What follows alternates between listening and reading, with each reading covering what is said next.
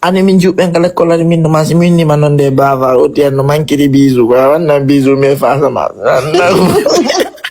mi sa woni chef de classe men bombok lak mi bulannoto o wonno chef est ce que an andi lan a fa maali jaga payi kom petit train na wallahi andala woni ruwa Habib mais comment nomuno ma chef anomu hoore kono nomu noon min mbila mi naata tunturu ngomi chef de classe habbi ko tunturu jangguɗa tunturu honto e majji tunturu mi jangi hay menen tunturu en ngala menen ko tunturu ndu wonde woduno o wonde dow ka marketing on gst da marketing daka ko ɗon mi heɓi brevet ɗon mi heɓi bac ya bro andi ɓay mi waɗama chef de classe 10e année après ɓe ari 11e année ɓe ni wosi 6e bon chef ara on confie l'argent au volet men continue donc arden ka 12e année ɓe ni kadi joni ka cours de vacances continue ɗen arden ka terminal continue ɗen ɗon kadi vote waɗa alfus way hari ɓe hoolima ne machallah batirɓe ɓe watte chef de classe arnongoye langol ni parce que sewti ka sérieux la woni sérieux lando asi ɗum noon no hande ko jiwoyna bakoye to woni ko live ando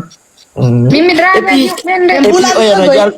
et puis oyano jalbini layo ɓiɗɗono série fon abbi da o sérif ɗon honto yuri halimatu ɓiɗɗoɓe série fon kadi la papa sérif et puis yanki mi wino papa sérif min ɓe bappo jarama e abaɗa feɗa e baɓe gan hotino ɓe jarama boboran kontono mi woni nini ɗa sikka teɓe konakri miɗo heewi dew konakri mi hollo équipe kane mino yaala min hara e jarama gi haala wilmani bro andi konto mi naɓatama billa walla si mi hoti ɗo fami de choisi ko 3 destination ɓayalla waɗi nini Moussa dimini volume la ɓayalla waɗi nini no Dakar to no ɓuuɓi tu vois donc place on en effacé tu vois donc c'est yeyi mi naɓete ɗa taw mi naɓete taw Sumbeju sonnama taw acceke a fami avec mi sonnama garba et crevette et tout comme ça ara lingingi no janɗi min noma commande ɗa ñamaɗo ga hara tu vois après bimmine ñande suɓoɗa entre Jengel e moldelag wandi Dakar joni bande ko min non mi wiyata Jengel mi wiyata mari lineti watto lineti walaga bro min awa lineti jana ɓirete ka live ɗo hande Jengel aysi mi ɗuman tinnaki min noma mi noddu ɓe tun téléphone min ɓe réserve nami tampuɗo ayɗa manti pay ko billa wallahi talla min ko hari mi tampite ɗum noon boɗɗe bara ko yomi yomi soɗo kadi to min mbarata mi billa wallahi sa fala sa fala an jonto mi naɓatama prix noom sa fala mi naɓete Jengel sa fala mi naɓete exotic beach sa pro radison kala ka falla falla non à toi de choisir inala ko ɗo sonnala jonci ka sonnala bilje pantalon safa ani mi sodata 26 avenue n'oublie pas je suis un bon influence a sodata mi sotta 26 avenue sérieusement parla mi sotta wallahi mi sotta 26 avenue wallahi mi sotta 26 avenue a sotta jonci honɗum 6 avenue mi sotta toon jonci mawɗo e jaka e welde mi nodda jontata jokola safala wiye ko Jafri noddata safala kan noon ko lago wonde yadde lagon 1 ma lagon 2 kala mo falla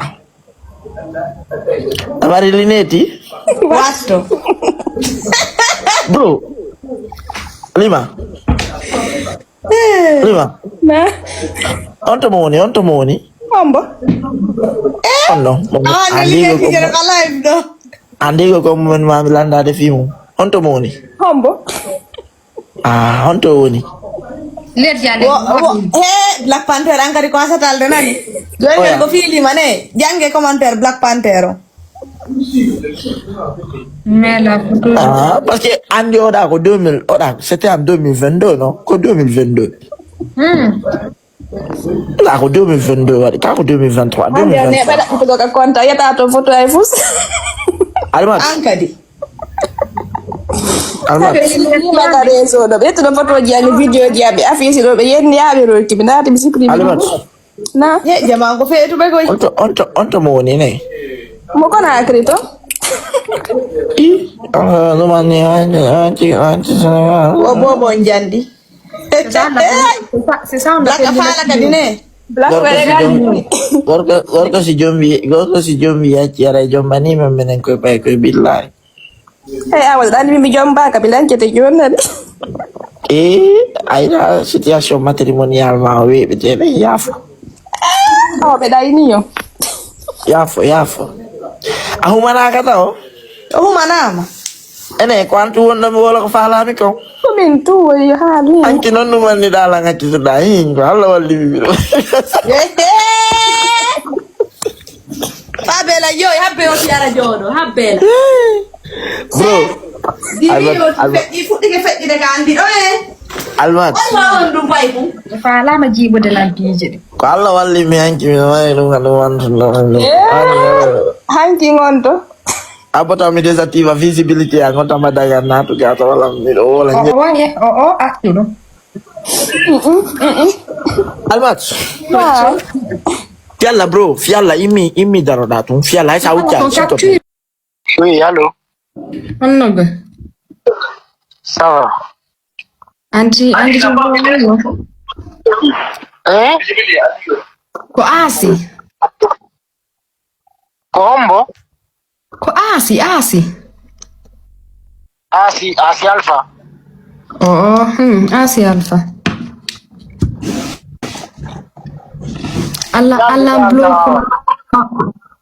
Allah block ma tada ugol numero gono dal.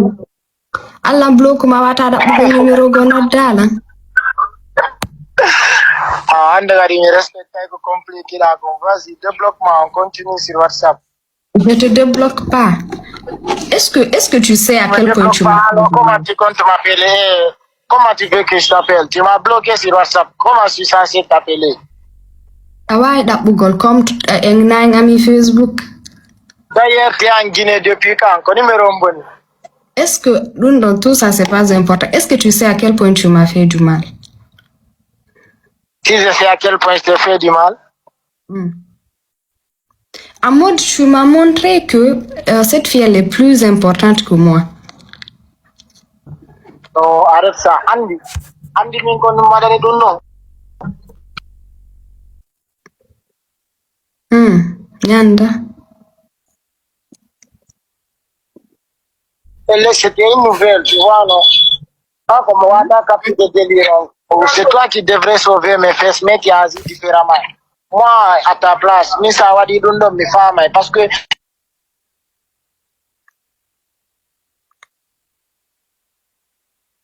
ce qui entre vous est plus solide et fort qu'entre moi et elle, mais Nanda Okono, on ne dit que donc. Non, normalement, tu devrais commencer par t'excuser. Vas-y, développe-moi, je vais m'excuser alors. Oh, mais là, on débloque. Andy, ce genre de choses, avant, tu me disais que je te plaisais, c'est pas l'impiété. Donc, mais depuis qu'on est devenu aussi proche. Moi, on a quoi des histoires, quoi. Là, la femme, de plus manif. Puissant, comme le jeu qui est puissant, Ah, ok, bon Ali. Alors, le numéro DKR, donc peut-être tranquille. Non, c'est bon. Andy, depuis maintenant qu'on est devenu proche de ça, je sens que il y a plus de l'amitié entre nous. On est plus. Je sais pas si je ne t'aime pas. Je pense que je t'aime un peu. Inda? Moi, je pense que je suis amoureuse de toi. Arrête ça. Arrête ça, on y a fier. Andy, il y a de ces choses-là. Avant, je ne te vois pas un ami, c'est pas d'impiéger, mais depuis on est proche, moi je sens qu'il y a plus d'amitié entre nous. Il y a quelque chose qui est plus fort que l'amitié. Comme quoi? Je te dis que je crois que je t'aime, je t'aime plus comme un ami en fait, je te vois plus comme un ami. Attends. Pasi alfa mon yo to the daughter comme. Kira fight voir. Il faut t'avoir mais là j'arrive pas à refaire quoi. Tu peux me faire signe sur WhatsApp on continue le débat là-bas. Oh, on peut pas continuer le débat là parce qu'il faut que dana gol comme ta dana gol ni hanna de madonda. Ata dana gol e italien. Ah c'est fort, c'est fort. Ah ça c'est fort. Maintenant tu m'as qu'est-ce que t'en penses? Bon, du coup pas y a pas no so je crois bien faudrait mieux qu'on reparle demain. Oh ouais maintenant Garcia c'est yo tita jango dis-moi qu'est-ce que t'en penses d'abord? C'est yo tita jango. Ah là qu'est-ce que t'en penses? Comme voilà ma à moi tu me vois comme une amie. Comme ta meilleure amie. Dis-moi que tu me vois plus comme une amie. Donc je devrais au courant de la manière dont tu vois maintenant. Tu vois?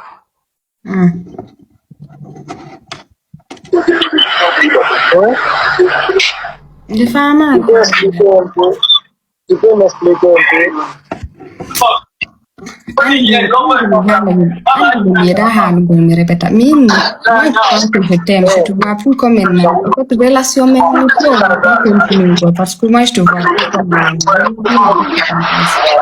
mais là quand les faits comme nous ne sommes pas dans le même pays je crois bien que la distance pose un grand défaut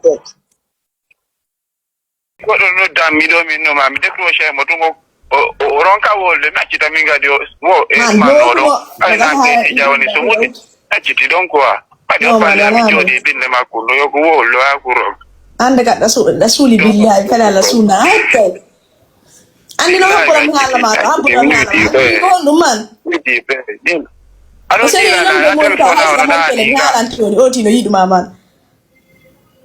billahi wallahi ande minga andi do nawo ga Serius kamu man? Abi ko numero do jogida. Kono mi joti man mi hana mi de balde do. Iye, nawo. Bro, Lando mo non joni ko non non wirdu wona serious Lando mo ko non ino mo ko serious wona relation parla. Lagi ne daw mi ito. Ay mi olaki. Alo manaja? Ay mi olaki to. Mana jauh ti. Ya ini so ngala do ko. Yengal do ko do memi hay mi rewo yai ton. Aw engal di ko. Engal ba dole. Nan. Mini man ko serious non ko do. Happy to no Zainab go ita. Do won biya joni. Wanno. Ange Zainab ange zege mama zai do won biya joni man. Oh modi. Gito modi ah. Giti yo modi angat. Aja kan na do ko yegi te di taw ka. Wai. Dum daw regle ko hala no manko. Dan tule ka do maru don ko min ma ko Oui, yekutu vizena wala mo fi relation mo ngono ni do mo ke mo di fialla. Yekutu vizena. Kera nande ko man halde ko mo. No, asella nande min non ko seriyo non ko mo ko mi hala maro ko. Kera min ko bagay wonne. Pagayun. No, why? Ya parso si. Joni mi non di ito mo di tandi pagay joti dano do di kono ko di go tara di go so be na pagay. Ko seriyo anda man. Ha? Ko seriyo anda anka di. No ni chid. Man mi non credo che la radio e fammi mi non di te. Ha? Mi non di te Joni ha bola 8 minutes. Kadiweti, oh ja, openo so miniga. Bro, hey. Ano ngandu warbe buri men mene warbe. Eti ren.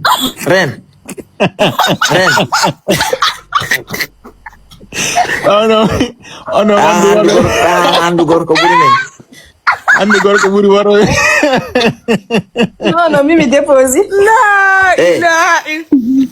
Ande kadiweti. Petit ren. Mimi deposit. Petit ren. Votre mère ami. Meilleur ami, l'amitié entre l'homme et la femme, ça n'a jamais existé et ça n'existerait jamais. Ah, non, non, On non. fait non. On va Ok. essayer pour moi. Ok, adu numéro 1, bro. Wana non sérieux fi Allah na mi andir mano. Tajal waye.